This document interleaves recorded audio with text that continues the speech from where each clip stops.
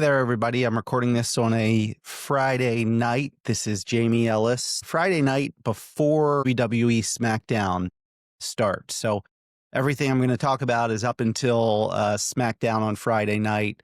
I just wanted to get this in and out the door because part of tonight, part of what I'm recording right now will be a preview of the All Elite Wrestling show tomorrow night, Full Gear. It's one of their big pay-per-views of the year, and I wanted to get this out. So a couple of things we're going to do today. I want to first talk about professional wrestling in general. I've got some thoughts on that, so please do not hit stop. I don't care what you think of pro wrestling right now. Do not hit stop yet. Just give me a chance. Just give me like 10 seconds. Want to talk about that a little bit. I want to go over some wrestling news for the week, and then I want to hit some of the keys of some of the bigger wrestling shows from the week before previewing AEW Full Gear. So let me just start by talking about pro wrestling. You know, this is my first real podcast, and you may say, Jamie, why in the hell would you start with pro wrestling as your first podcast? Nobody's ever going to watch it again, if anybody ever was going to watch this podcast or listen to it. But look, it's a passion of mine. It's a passion of mine since I was a little kid. It is something that has connected me to some of the best friends I've had in life, including David Buckler, who some of you know. I've got many friends who we are friends because of pro wrestling. And here's what I'll say. Like, I hear some people say, why do you watch it? It's fake. Or why do you watch guys wrestle guys or girls wrestle girls in a wrestling ring? Here's what I'll say. A lot of people like movies. A lot of people like TV shows. They like dramas. They like comedies. They might like science fiction. Somebody might say, I love Star Wars. Star Wars is my favorite movie. And I don't sit there and say, well, why? It's fake. Or, you know, The Godfather. It's one of my favorite movies of all time. I love The Godfather. It's not because I think it's real. It's Thanksgiving week coming up, right? Planes, Trains, and Automobiles. Steve Martin, John Candy, one of the great Thanksgiving movies of all time. A lot of people love that movie. But again, it's not because it's real. They just like the drama or the comedy. Well, that's why I watch wrestling. There are storylines that I enjoy and I like to follow. And yes, there's in-ring action and very talented athletic individuals, but it's just something that I enjoy. And before you just shut the door on it, I just ask you, maybe check it out. Maybe if you watch it for a little bit, you'll like it. If you're a woman, I have many, many women friends who absolutely love pro wrestling. Absolutely love it. If you're a male, again, a lot of male friends that absolutely like it. So I just wanted to share that to start. This show is called the Ellis Heels and Faces Show. Heels are bad guys. Faces are good guys. Those are the code words in pro wrestling. So this is the Heels and Faces Show, and it is one of the many different types of shows I'm going to be doing pretty regularly here on Ellis. So again, I wanted to go over that first. When you look at professional wrestling, there's one mammoth league, World Wrestling Entertainment, WWE. It used to be called WWF. Now it's WWE, and it is the flagship. It is the show that does WrestleMania, the show that you see on Monday nights. There's one show, one league, it's the one you should watch. There's a number 2 league called All Elite Wrestling. That's newer. I think it's been around since 2016 or 2017. I enjoy it. It's very strong. It's a show that I would also consider watching. But then there's some other shows such as TNA Impact. It is a different league. It is on once a week, and they have their own venues they do their shows in and their own wrestlers. And then there's even smaller leagues like Major League Wrestling that it's so small that they don't have a TV deal. Their shows are done actually on YouTube. And then beyond that, there's a ton of other wrestling leagues. But those are the ones I really follow. And I just kind of want to go over the television schedule because it's a little crazy. Like if you are truly into wrestling, love wrestling, you can put a ton of time into watching it. I do not watch that much wrestling. I read about it a lot. I do watch some of the shows, but I don't have time to do what the schedule will tell you should do if you really want to like wrestling. So I talked about the WWE. They have a show on Mondays, Monday Night Raw. It is on Netflix, and it runs for 3 hours. So 8 to 11, Monday nights. That's quite a big commitment. The WWE has a developmental league called NXT. Think of it as the minor leagues, but it's a separate wrestling league. Yeah, sometimes there's crossover from the main WWE roster to the minor league NXT roster, but NXT runs their own show. It's on every Tuesday. It's on the CW network, and it runs for 2 hours. On Wednesday, I spoke about All Elite Wrestling. AEW has a show called Dynamite. It is their flagship show, just like WWE has Raw. AEW has Dynamite. That show runs for 2 hours every Wednesday. I spoke about TNA Impact. Again, another wrestling league. They have a show on Thursday that runs for 2 hours. Also on Thursday, All Elite Wrestling, AEW, has their, what I will call their minor league show called Ring of Honor. Ring of Honor used to be its own promotion, one of the smaller promotions, but had a big fan following. They were bought by AEW and they run it as their developmental show, and that is streamed online. And that show, Ring of Honor, is on Thursdays and runs for about 1 to 1.5 hours. And then on Friday, you go back to WWE. They have their SmackDown show on USA Network. That currently runs for 2 hours. I've heard rumors that it's moving to 3 hours. So again, Friday, 2 to 3 hours of WWE. And then on Saturday, Elite Wrestling has their second show called AEW Collision, and that runs for 2 hours. So if you add all of that up, just between those leagues, you're talking about roughly 15 and a half hours of television or streaming time you would have to follow to really know those shows inside and out. Again, I do not do that. I don't have the time to do it. I watch what I can. I read about what else is happening. 15 to 15 and a half hours. That's a lot of time, especially if you're a sports nut, movie nut, television show nut like me, just not enough time. By the way, that is just the weekly TV shows. All of these leagues run their special, what they're called pay-per-views or premium live events that are usually on a Saturday or Sunday night. And we're going to talk about AEW's November event called Full Gear that's running on Saturday night this week. That's a show that'll probably start at 6:30, 7 o'clock and won't finish until 11, 12 o'clock at night. It's a lot of television time, and each of these shows have that. So a lot of time, a lot of wrestling time for those that are really in it. I'm going to cover some of the happenings of every week and keep you up to date on some things, some of the major things. There are so many websites out there that will tell you exactly what happened every week if you don't watch it. I'm not going to cover every show, everything that happens. It would be a waste of time. I'd rather talk to you directly about more interesting topics than just cover shows. That said, I want to tell you about big things that happen on a regular basis. So that's a rundown of what you get in professional wrestling. Again, just try it. Don't turn this off. Just try it. Send me feedback. My email address is in the show notes. I'll add it at the end. I'm always looking for your feedback. I also want to hear about other things you want to hear, whether it's about wrestling or not. So that's a rundown of professional wrestling. So now let's move on to news of the week. There is a lot of news that comes out, both some of it you see on the screen when you're watching these shows. Some of it is behind the scenes, which is very interesting to me. I love the behind the scenes news. It's just very cool to learn about things. Again, I will put the websites that I'm getting this news from. I'll put it in the show notes. Fightful Select is one of the websites that I go to. They cover MMA, UFC really well, professional wrestling really, really well. They do have a paywall for some of their content, but again, I suggest if you like professional wrestling, it is one of the go-to sites to find out news of what's going on. A couple things. Jody Threat is a TNA wrestler.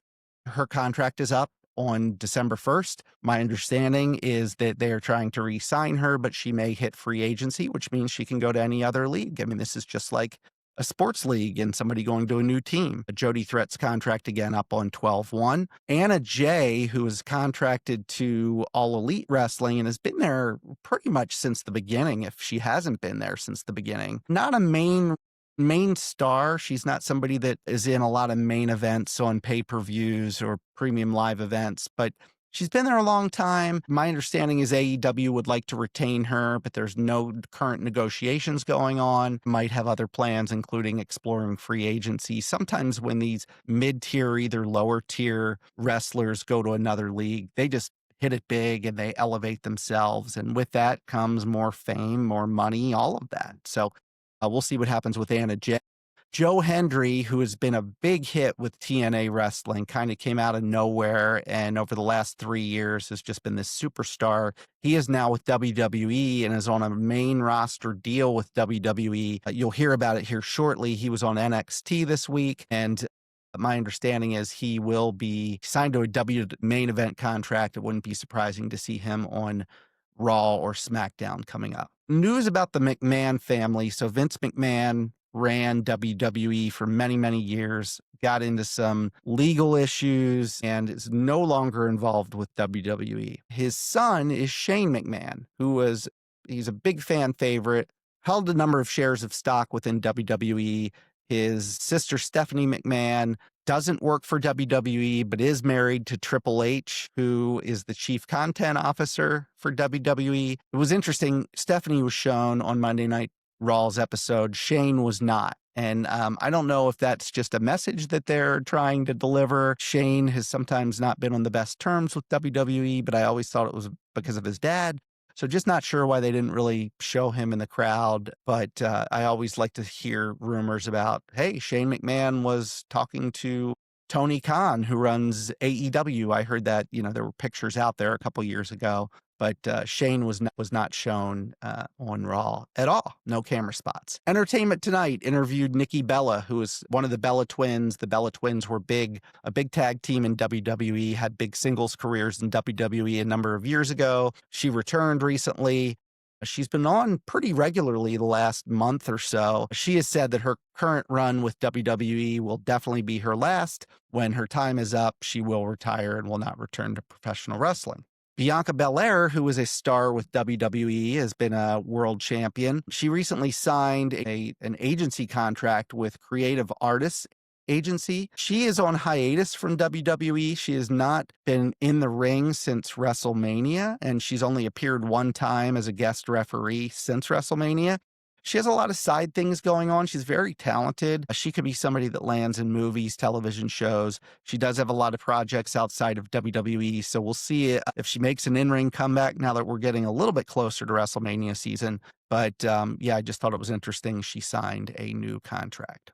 So that's it for the news. Let's move on to the next segment. So like I said, I don't want to go over every piece of every show that's on every week, but I do want to talk a little bit about some of the bigger shows and some of the bigger happenings. And I want to start with Monday Night Raw. This was John Cena's last Raw where he would wrestle, and it garnered a lot of attention.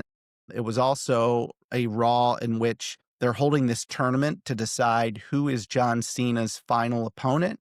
John Cena's final opponent will be at an event called Saturday Night's Main Event. And Saturday Night's Main Event used to be a show that I mentioned Dave Buckler before. And Dave and I used to go to these Saturday Night Main Event shows in Hershey Park, and it was a big deal. It was on Saturday nights, and they would show it on NBC. Really cool. So they're having this tournament for John Cena's last opponent, and that wrestling match will ultimately occur on Saturday, December 3rd in Washington, D.C., and that will be his last match. So anyway, there was two tournament matches this week. I thought the first one was really interesting because it involved Solo Sikoa, who's a wrestler for WWE, facing off against a mystery opponent. That mystery opponent ended up being Dolph Ziggler. Dolph is under contract to TNA Wrestling, but they brought him in for this show. It was pretty cool. He had wrestled for WWE a lot of years ago, had some in-ring action against John Cena in the past. So it was cool to see him come back and be in this tournament. He lost, kind of not surprising. He's not a WWE talent currently. So he lost. Solo Sikoa won. Solo Sikoa moves on in the tournament. The other match was Javon Evans, who is this 21-year-old phenom at NXT, WWE's developmental territory. He is phenomenal. Just so much fun to watch. He does very athletic moves. He fought Gunther, Gunther is this big Austrian heel who has been out of action for a while. He's a former world champion. He was the longest reigning intercontinental champion in WWE history. The two faced off. Javon Evans held his own, but in the end, Gunther won that. And so Gunther also moves on in that tournament match. Another thing that they're doing on both Raw and SmackDown is they are getting prepared for WWE's next premium live event. that's happening this Saturday after Thanksgiving, and that is called WWE Survivor Series War Games. The War Games matches, so there will be some regular matches on the card, but the War Games matches, basically they take two rings, encase them in a steel cage, and there's two teams of 5, and one person from one team will come in and one person from another team comes in, and that starts it. And then every couple of minutes, one person is added until it is 5-on-5. And then from there, whoever pins or submits their opponent, their team wins. So they're trying to set up for these teams. And on the women's side, so there's a women's match and there's a men's match. On the women's side, the team appeared to be on the face or good side. Faces are good, heels are evil. The face side, it appeared to be Charlotte Flair, Alexa Bliss, Rhea Ripley, and Io Sky. That was 4 of the 5. And they were squaring off against Ahsoka, Kairi Sane, Nia Jax, and Lash Legend. That's the heels side. So they had 4 and 4, and they each needed to add one more. But then last week, it appeared that Charlotte Flair backed off of the good team because she did not want to be on a team with Rhea Ripley. Rhea Ripley is her enemy in the past. They fought back in the past, and she just wanted no part of it. So all of a sudden, the good team only had 3 wrestlers, the bad team 4. Well, there was a ring altercation where the heels started beating down the faces, and all of a sudden Charlotte Flair runs in. So we're back to 4-on-4, it appears. Hopefully the teams are locked in. They each need one more wrestler. So stay tuned for that. So going on, Maxine Dupree wrestled Becky Lynch, who is a superstar, a legend, a future WWE Hall of Famer, who was currently the international or intercontinental champion for WWE. Maxine Dupree shocked the world and beat Becky Lynch for the Intercontinental Championship Monday night. It was due to outside interference from AJ Lee. AJ Lee and Becky Lynch have a bunch of heat between them.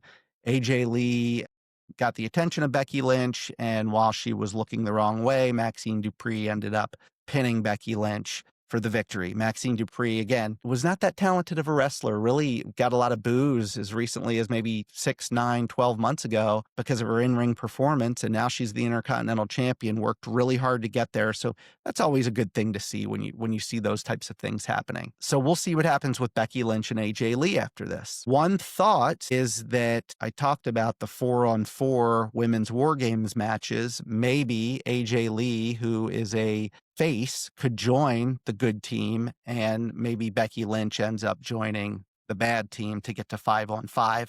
That speculation was even fueled a little bit more when backstage later on in Raw, Rhea Ripley approached AJ Lee to talk about something, and I assume it's joining their team. We'll see what happens there. Last thing I'll say about Raw. So I talked about the War Games matches. The men also have a War Games match. It was Cody Rhodes, who is the WWE champion, CM Punk, who is the world heavyweight champion, Jimmy Uso, Jey Uso. Those 4 are the faces, the good guys. And then the bad guy team was Big Bronson Reed and Braun Breaker, who are managed by Paul Heyman, this legendary manager. Logan Paul, yes, that Logan Paul was part of this team. And then Drew McIntyre, who is been a really good wrestler for WWE for a long time, and he plays his bad guy role really well. He's a very interesting wrestler. So again, same thing at 4-on-4. They each need one more person. Well, the end of Raw, they get into it with each other. They're in the ring. They're fighting each other when all of the sudden, out of nowhere, Brock Lesnar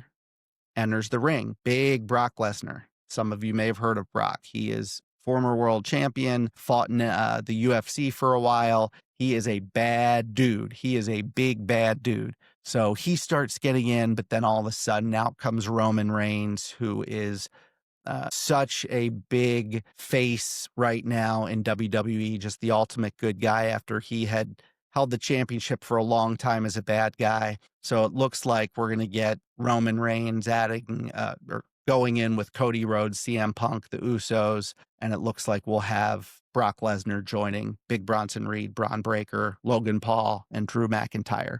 So more to come on that, but that's the recap for Raw for the week. NXT is on Tuesday nights. Usually I wouldn't go into a lot of detail, but they're doing this 2-week Gold Rush, which is just kind of their show's branded Gold Rush Night 1, which was this Tuesday.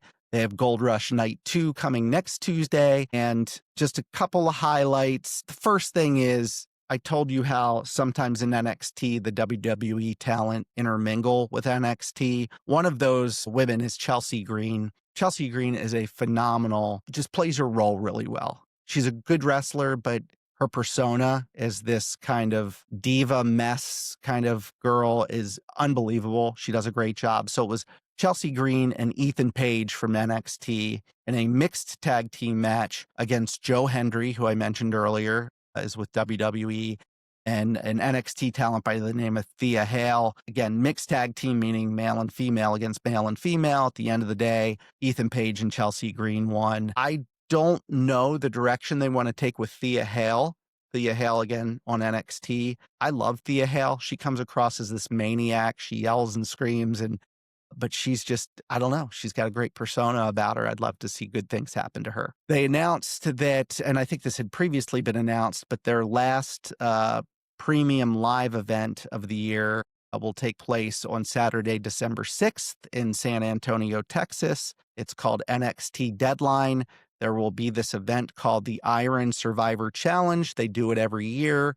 Wrestlers are asked to join this Iron Survivor Challenge, and only one person will last for the men, one for the women, and they are named the Iron Survivor. Next week on Gold Rush Week 2, the John Cena will be in attendance to select both the men's and women's challengers for the Iron Survivor Challenge. So I think that was good. Blake Monroe, who is an NXT, she's the NXT Women's North American Champion, ended up beating Sol Ruca to retain her championship. Sol Ruca is tag team partners with somebody named Zarya.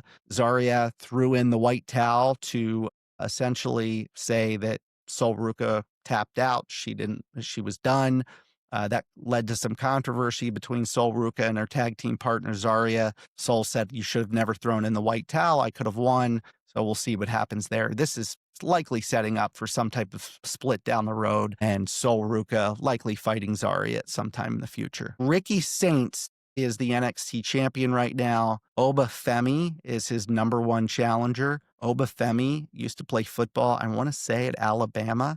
He's young. He is big. He is strong. He will be in WWE someday and will be a champion. Ricky Saints used to wrestle as Ricky Starks in AEW, and he is now the NXT champion. Ricky Saints is going to give Oba Femi a match at Deadline for the NXT championship. There was a tag team championship match between Dark State, the NXT champions, against Javon Evans, who I had mentioned before, who was on Raw, and Leon Slater, who's another fantastic wrestler. I don't know how old he is. He might be younger than Javon Evans, who I said was 21.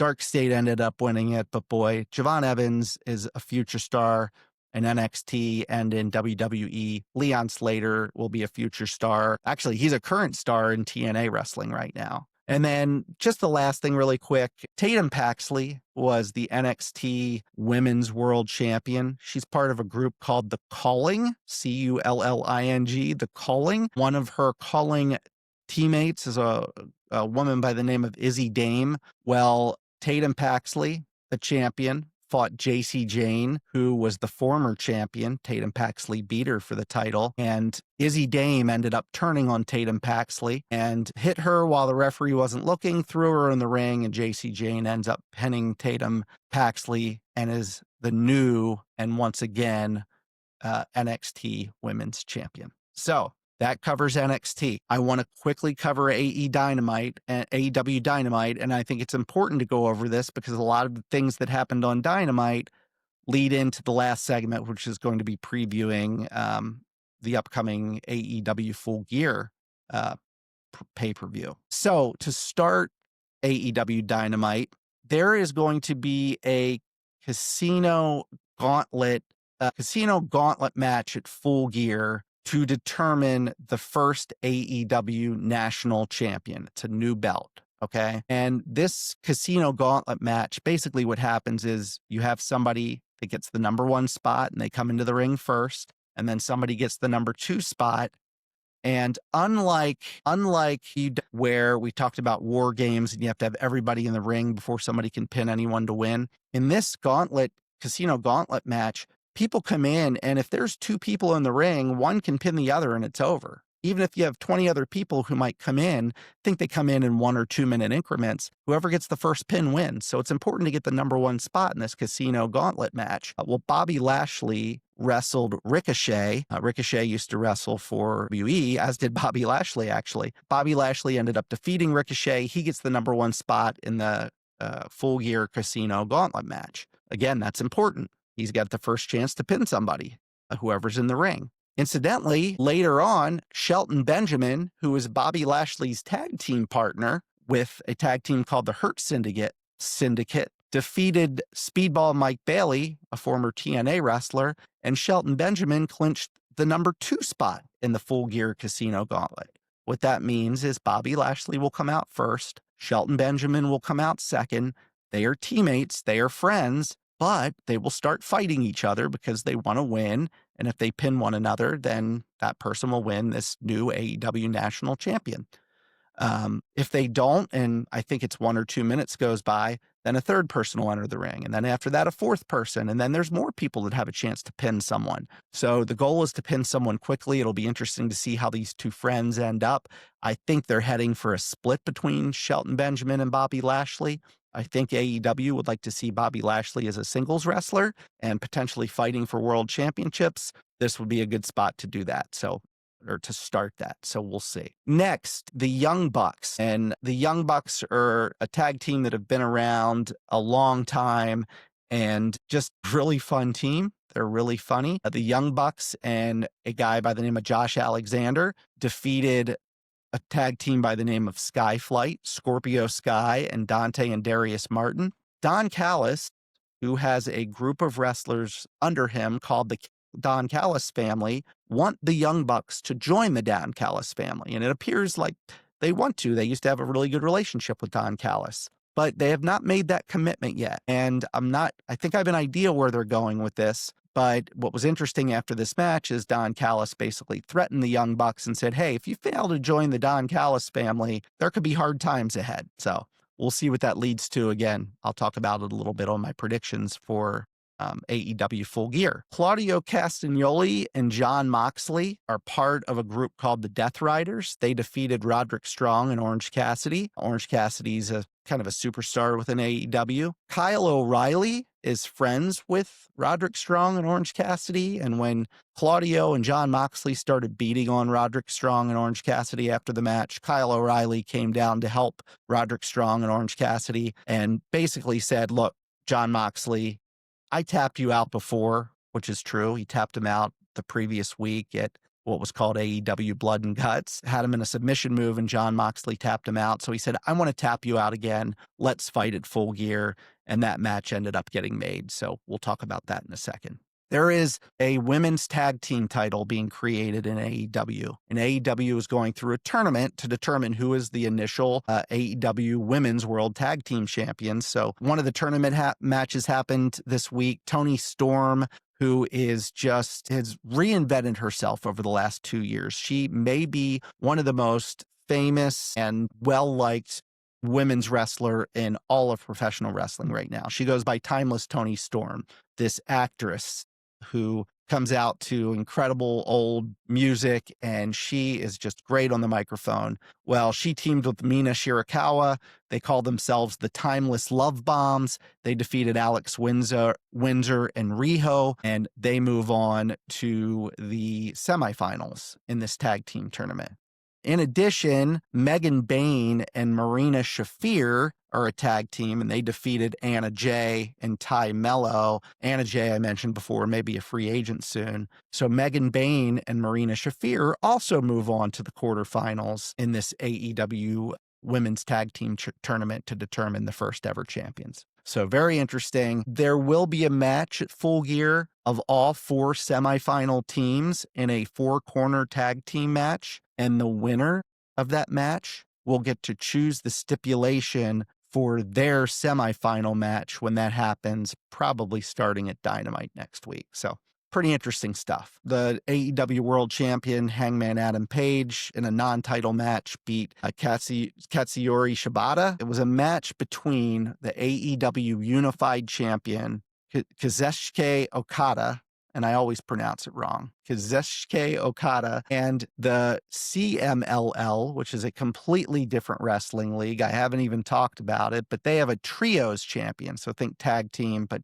it's trios. Kazuchika Okada faced off against Mascara Dorada, who is the CMLL World Trios champion. And the stipulation this match was whoever wins, then that person will fight at Full Gear in a match for that championship. So if I'm not making sense, I'll just give you an example. If Okada wins against Dorada, then Okada gets a shot at Full Gear for the CMLL Trios Championship.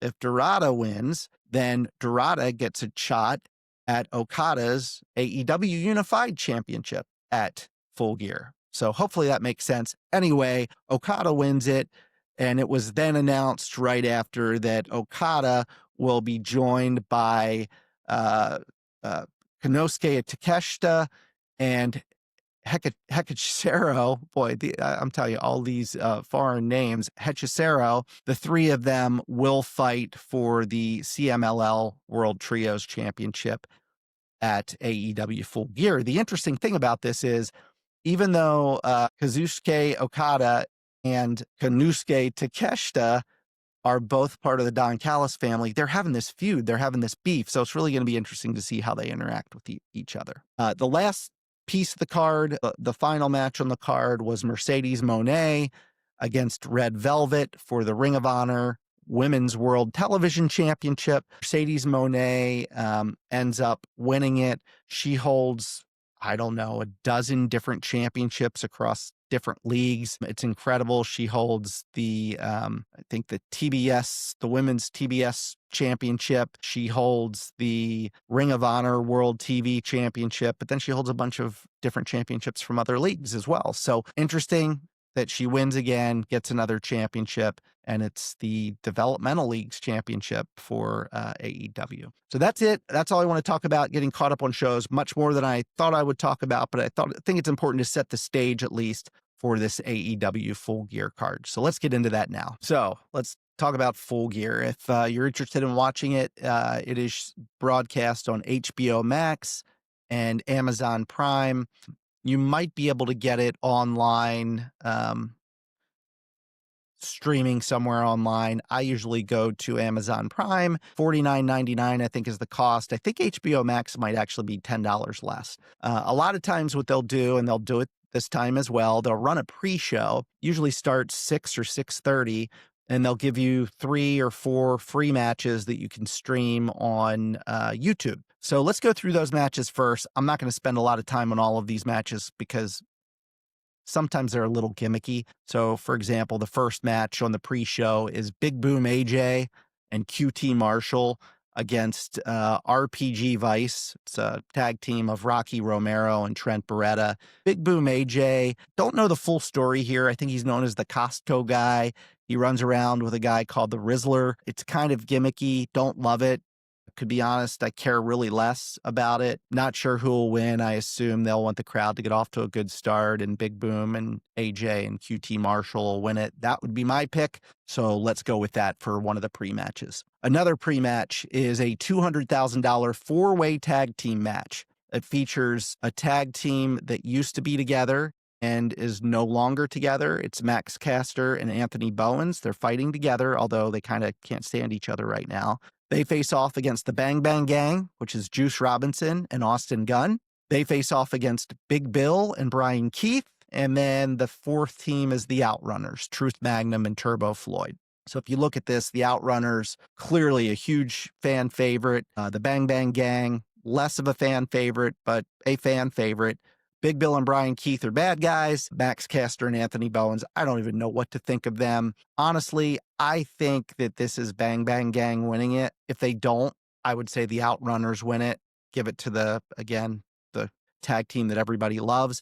I think it's the Bang Bang Gang. Juice Robinson and Austin Gunn were part of this Bang Bang Gang that also included a couple other folks, one of which is a very good superstar wrestler, wrestled in New Japan Pro Wrestling and had a huge following, Jay White, Switchblade Jay White. He got hurt. He could be, I could see him coming back soon. He's been out for a while. So if they want to push the Bang Bang Gang so that Jay White comes back soon and joins them, they really build him up. That's why I'll go with the Bang Bang Gang in that. One other one. Actually, there's two other matches. One is Eddie Kingston and Hook against the Workhorsemen. This will shock me if this match takes more than 3 minutes. I like the Workhorsemen. They are that tag team that always got beat up back in the 80s in the WWF when you would have these superstar wrestlers wrestling against these terrible wrestlers, nobodies. It's kind of what this feels like. Eddie Kingston was out for a while. He's coming back. I have no doubt Kingston and Hook win this. And again, should be less than 3 minutes. And then finally, I believe this is on the pre-card, and this is one of the ones I talked about where it's this trios match.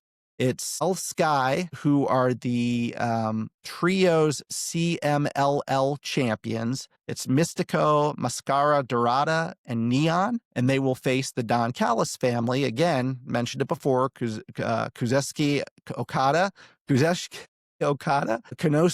Takeshita, and Hechicero. And again, I mentioned Okada and Toshida, and how will they end up working together? Will they finally go at it? It's going to happen sooner or later. I just can't imagine they do it on a pre-show, though. So I'm going to say El Sky team wins this and retain their AAA tag team championships. I'm not AAA, CMLL tag team championships. I just think that that's what's going to happen. Going to the main card now, there's a $1 million trios match that pits Kenny Omega and the Jurassic Express, Jack Perry and Luchasaurus, against the Young Bucks and Josh Alexander. Again, I mentioned this before. Don Callis wants the Young Bucks to join his stable. And I think if they win, he's going to assume they're joining his stable. I will say that Omega and Jurassic Express win it. I think that Don Callis is going to be very hard on the Young Bucks, and I think the Young Bucks end up turning on Callis, want nothing to do with him. I think they reunite with their old friend Kenny Omega. These guys were best friends together, and that sets the stage for Omega and the Young Bucks to go on this face run where they're the good guys for a while. The only thing I don't know is I have this sneaking suspicion that Jurassic Express will then turn on them and they will be the ones to join Don Callis. Again, this is just my opinion. Could happen, might not happen, but keep an eye out for that. Believe me, I'll let you know if I'm right with it because I will certainly brag about it. Next, we talked about this Casino Gauntlet match for the new AEW National Championship. Bobby Lashley is confirmed to be the #1 wrestler in the event. Shelton Benjamin's going to come in at #2. They're going to fight for 1.5 minutes, 2 minutes. It will be really interesting to see how far they go at it. Will it lead to a split between them or won't it? I think they're setting up Bobby Lashley to be going this huge singles run, but they will start the match. We also know Ricochet's part of it, Speedball Mike Bailey and Kevin Knight. We don't know the other names. It might not go that long. Again, whoever makes the first pinfall or submission win. I think it's submission. It might just be pinfall. But I am going to say Bobby Lashley wins it. They put a singles belt around his waist, and then he gravitates more and more into singles wrestling. Okay, there is a 4-way tag match. And boy, there's a lot of 3- and 4-way tag matches here. 3-team and regular tag teams of multiple sizes. So it will be a 4-way tag team match between the Babes of Wrath, Harley Cameron and Willow Nightingale, versus the Sisters of Sin, Julia Hart and Sky Blue, my favorite tag team, versus Timeless Love Bombs, Timeless Tony Storm and Mina Shirakawa, versus Marina Shafir and Megan Bayne. And the winner will, in their semifinal match, get to choose what they want to do in that semifinal match. What stipulation do they want to add? Here's what I'll say. These are all really great wrestlers. I think that Marina Shafir is doing some of her best work in all the time she's been in AEW. I love Marina Shafir. She started as this bodyguard with Jon Moxley, and she's tough. She is like dominant, but she's also funny. Last week when she pinned Anna Jay in a tag team match, it was cute. She gave her little baby kisses on the head, almost as like a kiss of death. The spots that she's taken on tacks with bare feet and glass, I would love to see her get some gold here. I think the Sisters of Sin are bound to win this tournament, and I'll give them the nod here as well. I think the Sisters of Sin win it, and they determine their, what they want to do as far as their special stipulation. By the way, the Sisters of Sin are part of this triangle of madness that includes Tekla. Tekla scares me. She literally scares me, especially when she gets on her all fours and she's arched back and she looks like a spider. She scares me. So, but I think they're really good together. We'll see what happens there. Next match is Darby Allin versus Pac. This has been built up for a little bit. Pac has been away for a while, came back. He probably needs this win more than Darby. Darby just beat Jon Moxley on the past pay-per-view. So I'll go with Pac here. I could see them beating Darby. It's just, how crazy does that match get? Will we see blood? All of that stuff. You know how Darby Allin's matches go. There is the TNT Championship no disqualification match between Kyle Fletcher and Mark Briscoe. Kyle Fletcher being the current TNT champion. If Fletcher wins, Mark Briscoe is required to join the Don Callis family. I just cannot see that happening. I also can't see Mark Briscoe winning the TNT championship, though. So I just don't know what he would look like as a heel. I can't see him fighting as a heel. So I think it could be disastrous. There's no way I see Briscoe winning this. I don't know how he gets out of joining the Don Callis family. I'm going to say Kyle Fletcher wins it. Briscoe's forced to join the family. Maybe they end up kicking him out or something like that. I'm not sure. Next match should be fantastic. AEW World Tag Team Championship match.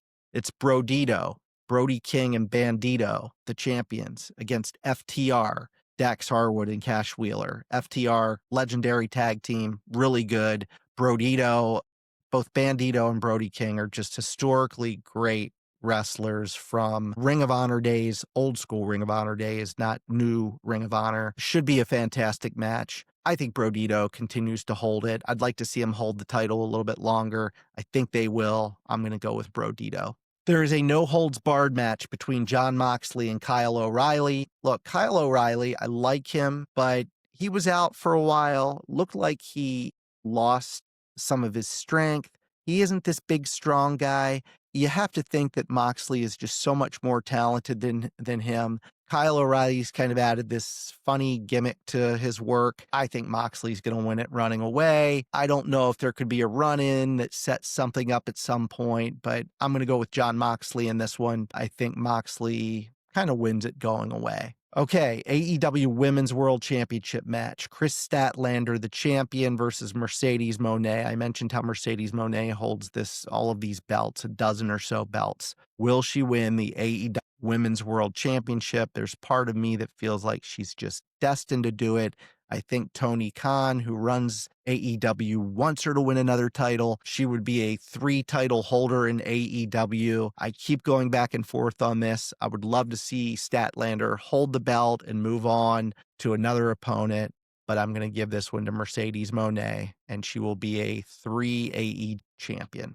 Finally, the main event in a steel cage. It will be Hangman Adam Page, the AEW World Champion, against Samoa Joe. I have lots of feelings on this. Samoa Joe is always been a fan favorite. He's been around for a long time. Hangman Adam Page, loved him winning the AEW World Championship at All In Texas. It was great the way he did it. It was this big thing. Everybody loved it. Great ending. But ever since he's been the champion, it's been okay.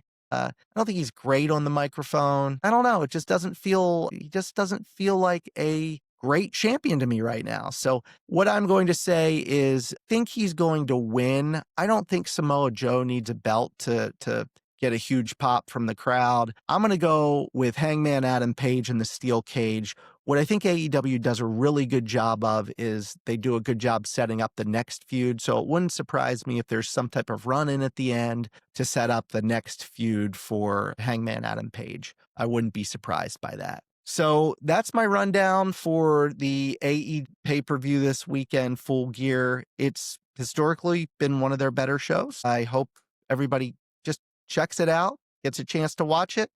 We'll see what happens, and I can't wait to talk about it. I would ask that if anybody has as much care and love for wrestling as I do, email me, I'll put my email address at the bottom of the screen somewhere down here. It's jamie@tellusellis.com. Email me. Let me know if you're interested. If you're interested, great. I'd love to have you sit in and do a two-way talk with this. It's much easier when we have a dialogue versus me just talking the whole time. And that goes for everything that I'm recording, whether it's a show about sports, football, basketball, baseball, television, movies, whatever.